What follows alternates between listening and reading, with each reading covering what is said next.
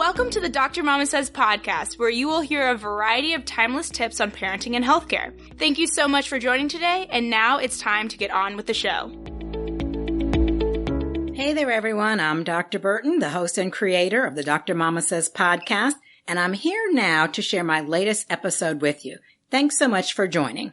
Now, just a fair warning, this is probably going to be one of the longest episodes I've ever done because there's some details and explanations that I think are going to be helpful. So go ahead and get yourself a cup of tea or coffee, whatever you like, and get comfortable because you'll want to take some time to hear what I've got to share today.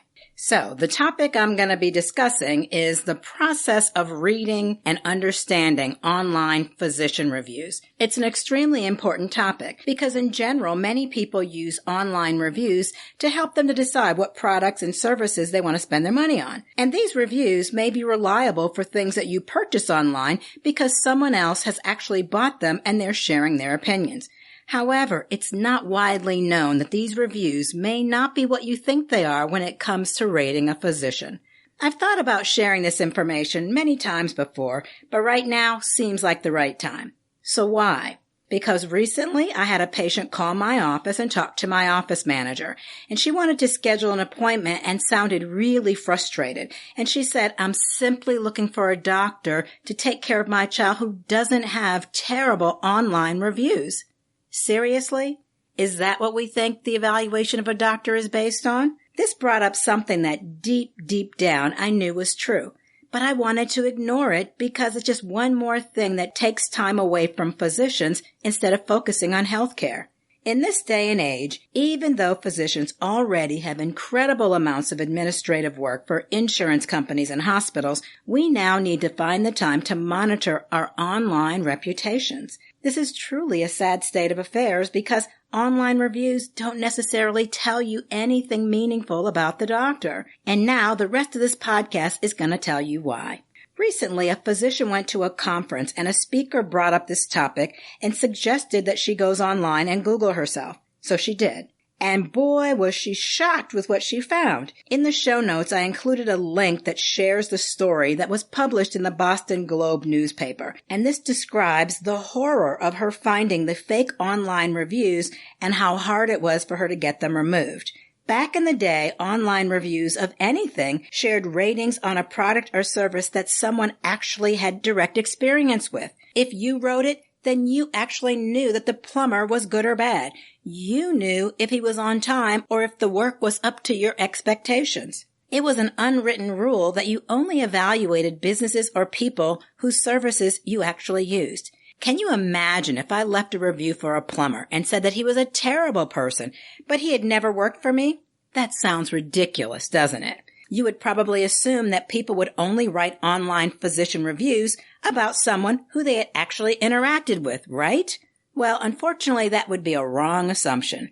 Now people write online reviews about physicians who they don't personally know and have never seen. It's outrageous, and you really need to know this. So why would someone write a fake online physician review? Well, as the use of social media has blossomed, there have been increasing numbers of people writing about healthcare topics, and they have very little or no education in the field. Consequently, more physicians have joined in the social media craze in order to share information that's based on science and experience.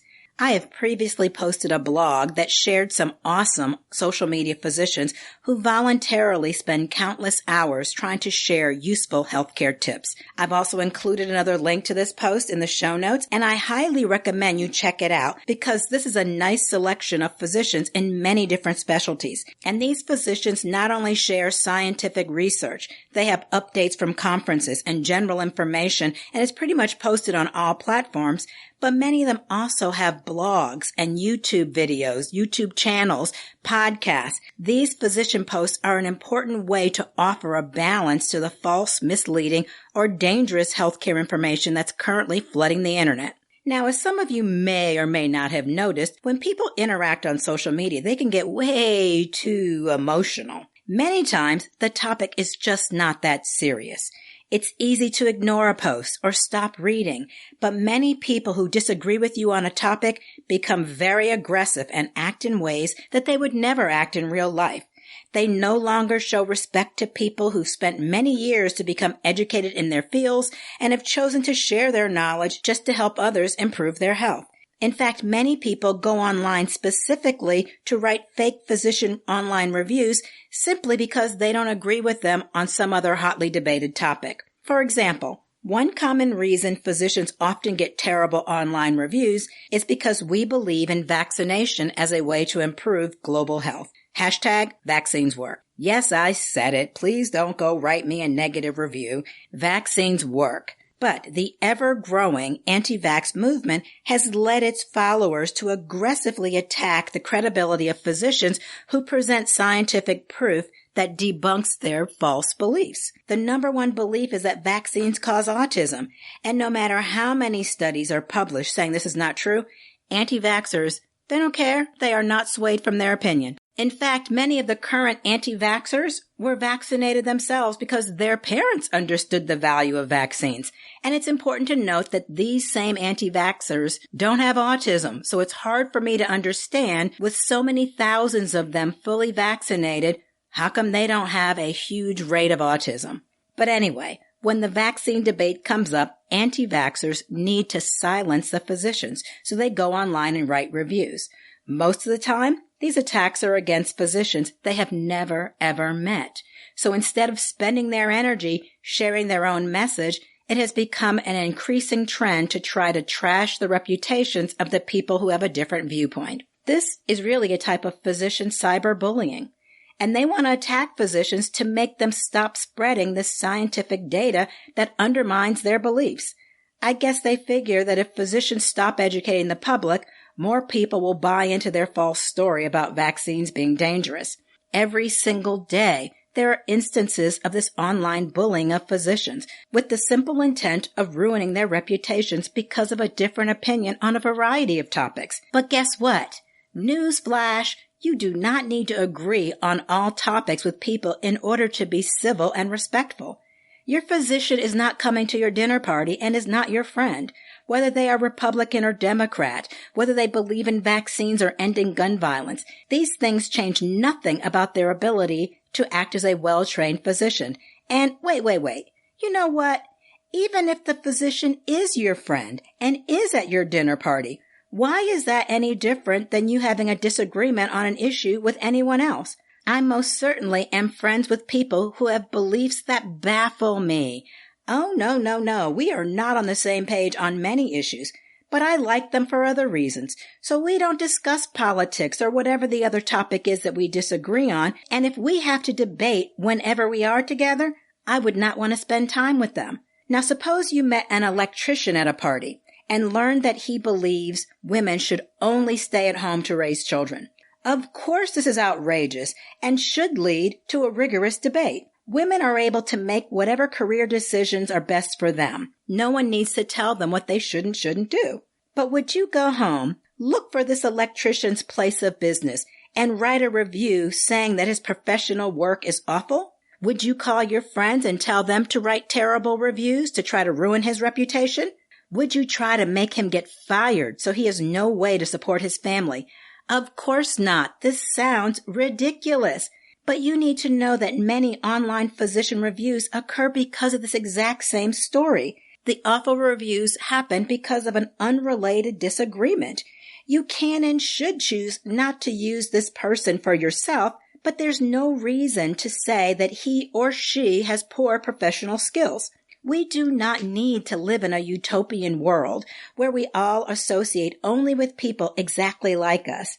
Learning to have respectful dialogue, listen to the other side, it's beneficial for everyone and can help you to better explain and defend your own belief. This should not end in name-calling.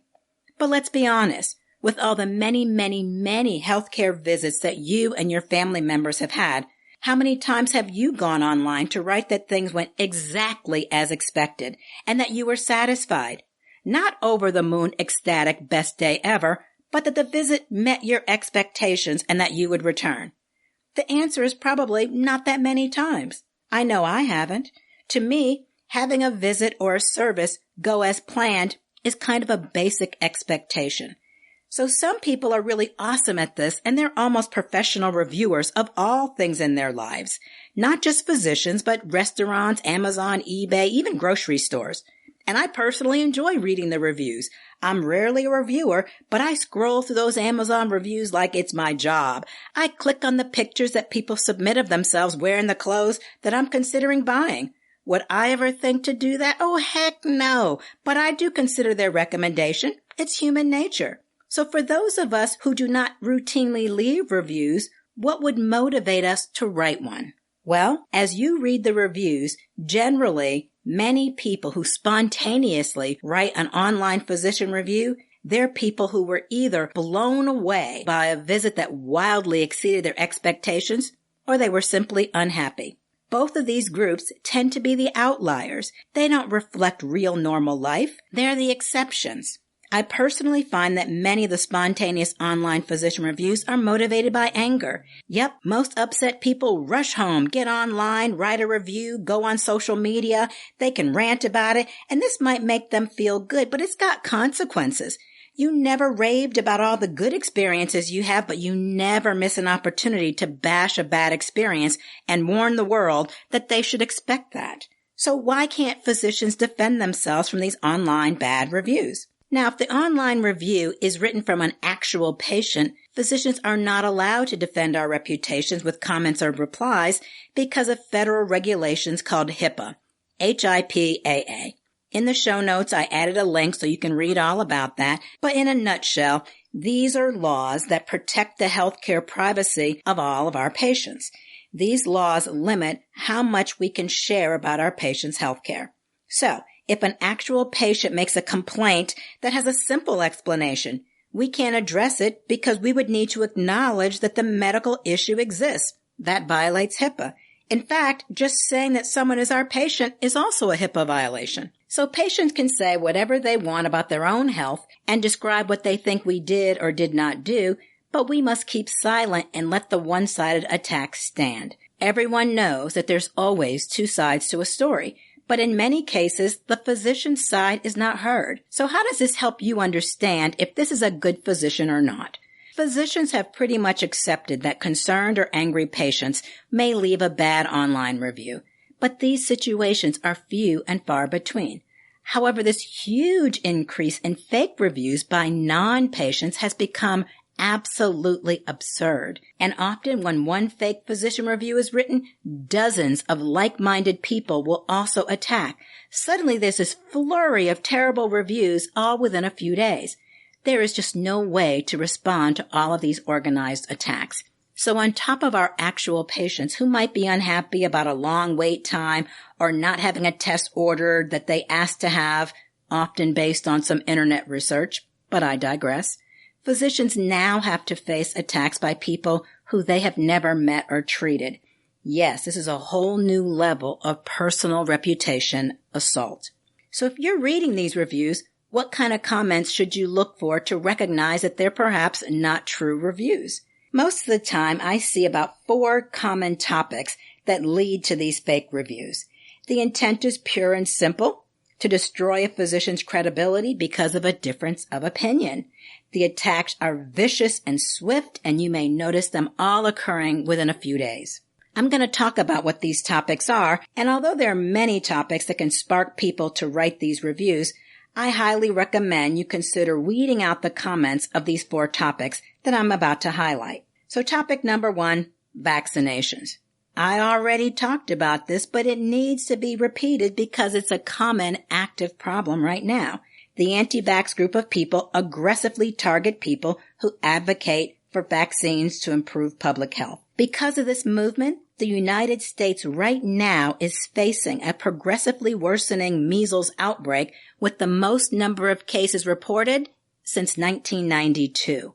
And we still have 6 months to go. A growing number of large anti-vax Facebook groups, they've adopted the practice of coordinating attacks on physicians who recommend vaccinations. Now, you might choose not to vaccinate your child, but physicians should not be blasted for citing scientific evidence which supports that the vaccines are effective. But this happens all the time. There are professional reputation slashers meaning people who knowingly make fake reviews, and some of them have become very creative in their criticism to try to make the reviews look true and valid. For instance, an anti-vaxxer who has never interacted with the physician might post something that says, "You should beware of this physician because they recommend treatments that are harmful to kids." Now, what if you read that? You would not know that this refers to vaccines. So this fake online physician review might mislead people and keep them from receiving excellent care from an outstanding practitioner. Don't let this be you. Topic number 2 is anti-gun violence. As gun violence in the United States has surged, physicians have become increasingly more vocal, calling for solutions to save innocent lives. In 2018, the National Rifle Association took an aggressive stance in an attempt to silence physicians from speaking out on this issue. It started with a really condescending tweet, which I put in the show notes for you to go back and look at, and it told physicians to stop talking about gun violence and to, quote, "stay in our lane." There was an immediate uproar by physicians who treat all these injured and killed victims. In one voice, physicians everywhere declared, "This is our lane." In fact, there now exists a Twitter account called "This is Our Lane," and its sole purpose is to showcase how medical professionals continue to work to find solutions to the injury and death caused by firearms. Gun violence is an actual public health crisis, and physicians do what we always do. We seek solutions to save future lives. Within days of that NRA attack, physicians wrote blogs, appeared on TV, interviewed, and shared their experiences with the world. I even wrote my own blog post explaining how excellent health care occurs inside a physician's lane. The public debate captured by many news outlets, it spread internationally and included some high-profile interviews and news stories appearing in outlets such as NPR, Time Magazine, The Washington Post, New York Times, and many others. Gun advocates then retaliated with online attacks of physicians' credibility. Many of these fake online reviews are still available for you to read, and they may mislead you into thinking a great physician is not an excellent practitioner. The third topic, which has led to massive attacks with many false online physician reviews, surrounds the pro-choice movement. Our country is sharply divided on the topic of a woman having the right to choose what healthcare decisions she needs to make. Normally, this is a privileged discussion between a woman and her physician, but a crisis is happening with increasing states passing laws that make the decision for women. When you or your children are sick, you will need to seek health care from an outstanding physician. And when you search and you find a physician with bad online reviews, you may wrongly assume that that physician is not an excellent choice for your family. When physicians speak out on social media and their opinions differ from you, that does not change their professional ability to remove your child's tonsils. It doesn't change their ability in the emergency room to take care of your family member who has experienced a trauma or a significant acute healthcare event. It doesn't impact the radiologist's ability to interpret your x-rays. We are professionals and our training guides our work. This is what we should be evaluated on. And the last hot topic, which often causes anger in fake online reviews, has to do with the treatment given by non-physician providers.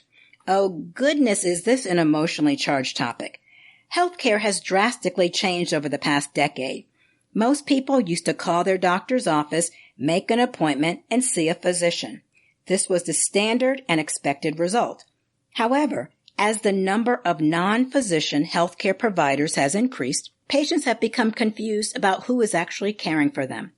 The term mid-level provider was initially used to describe healthcare providers who did not attend school to become physicians. But because degrees at the master's and doctorate level are earned by these providers, they prefer to be called advanced practice providers. I prefer to simply say non-physician provider. This group is a really large group, but includes some of the most commonly known practitioners such as a nurse practitioner, a nurse midwife, a nurse anesthetist, or a physician assistant.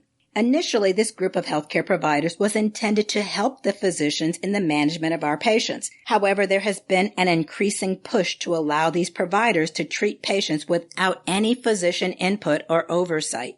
The debate has become heated, and nursing organizations are now aggressively promoting on social media that their practitioners are equal to physicians. This is not true. The physician training is different. We each provide different types of care. Physicians must specialize in one field. We become excellent in that field, and if we want to change, we must complete another residency or fellowship with years of additional training. Non-physician providers can provide independent care for patients as primary care providers. Then, a few months later, they could change and decide that they want to work in a dermatology office. They then brand themselves as a skin expert without having had any additional training. They can then decide that they want to be a heart specialist, and they work then in the cardiology department. And now, in more increasing numbers, many of them have become psychiatric providers. So when you make an appointment to see a psychiatrist, you may see a non-physician provider without the additional extra training that physicians have to go to. There is no doubt that additional healthcare practitioners are needed in all of these fields, but it is important to know that there is a difference in training. It used to be clear who was who, but the lines have blurred. Physician organizations have begun to push back. Many emergency rooms have only non-physician providers treating patients, and there's no oversight. So you could be seen for what you feel is an emergency, and although you receive treatment, you may never know that a board-certified physician was not involved in any of the decision-making. Now, all medical conditions may not need this level of oversight, but it has become clear that many patients are unaware that this shift has happened. One organization published a clear statement where they announced that all of their non-physician providers must have physician oversight. I posted a link in my show notes so you can read about this and clearly see their position. But this is not true at all hospitals and clinics, so it's important for you to always ask for the credentials of the person who's providing you care. Are they a physician or not? You have the right to choose your physician. If you don't like me, you can choose another ENT surgeon in the city. The same should hold true for seeing a physician instead of a nurse practitioner or a physician assistant, or having anesthesia provided to you by a board-certified anesthesiologist or a certified nurse anesthetist, also called CRNA. Both of them provide great care. However, they're different. At this time, although non-physician providers do perform many different medical procedures without any oversight, all surgeons at this point are currently fully trained physicians. Stay tuned. We'll let you know if anything changes with that. Even with a few extra years of online training to earn a doctorate, thus gaining the right to be called a doctor, these providers are still non-physicians. So when physicians point out the practice of nursing is different than the practice of medicine, large nursing organizations encourage their members to target these physicians with negative online reviews. Why? We are simply sharing that each member of the healthcare team has a role, but they're different roles. We are not the same, and you should be able to choose what you need. So these are all emotionally charged debate topics. Everyone has an opinion, including the physicians who have to manage the complications related to all of these things. But today, anyone who disagrees with a physician's stance on a healthcare topic or on politics, they're free to go online and review the physician, not based on their healthcare services, but based on social or moral grounds. They give 1-star ratings and tell everyone to avoid that physician, a physician they have never talked to or met. Not having the same opinion is a good reason to see another physician, but it is not a good reason to trash their reputation. Once these fake reviews have been made, repairing the damage can be really hard and expensive. There are increasing efforts to get physicians to monitor their own ratings, but it can take a lot of work to overcome these vindictive reviews. Sadly, it's almost expected that fake physician reviews are found, so there's many different blog posts that are teaching physicians how to handle this problem. What? Why is that a problem that we now have to address? Most online review sites will evaluate some of the reviews if we report them, and some of them might be removed. But physicians report that many of the damaging reviews are never removed. It's also been recommended that physicians hire a reputation management company to monitor and maintain these online profiles. But why would a physician keep paying money to fix something when anyone can turn around and add another fake review the next day? Sometimes the reviews are genuinely negative because an unacceptable experience happened, but reading the actual comments is important.